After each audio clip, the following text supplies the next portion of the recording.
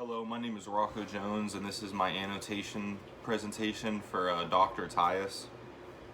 I decided to do mine on an article that was two teachers named Calkins and Kelly.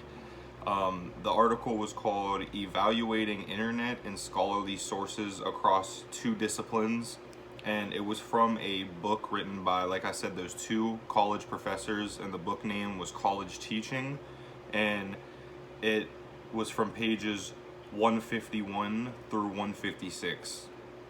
So this article examines basically online plagiarism and how many students fail to evaluate and credit online sources accurately. It also talks about students plagiarizing and how a lot of students plagiarize and not even realize that they are doing so. It explains the increase of internet and schooling leading to more misinformation being brought about certain topics. The article had two case studies done. They reviewed them from different situations, which was made to substitute critical evaluations from things on the internet and scholarly sources that were discussed in different aspects. They talked about a checklist for evaluating research. They named it CARS, just to make it easy to remember, but CARS standard for C, standard for credibility, A, accuracy, R standard for reasonableness, and S standard for support. These sources are listed in the article and were applied in the different case studies. So the first case study that was done was they talked about the Mozart effect and how listening to music can improve your overall intelligence. The teachers selected this because they said over the years it has produced some misinformation.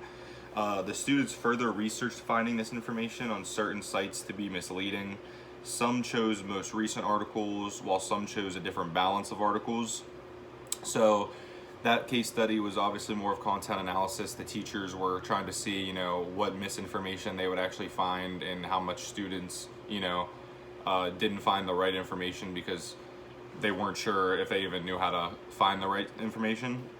And then the second case study talked about, through a survey, they asked most students if they've ever even critically examined a website. Most admitted they don't know how legit or credible websites are. Some admitted they looked at authors and dates and chose their sources that way. Others admitted they went just based on grammar and just how the article looked. Most students were unsure of what a scholarly source even was and had trouble finding one for their professor.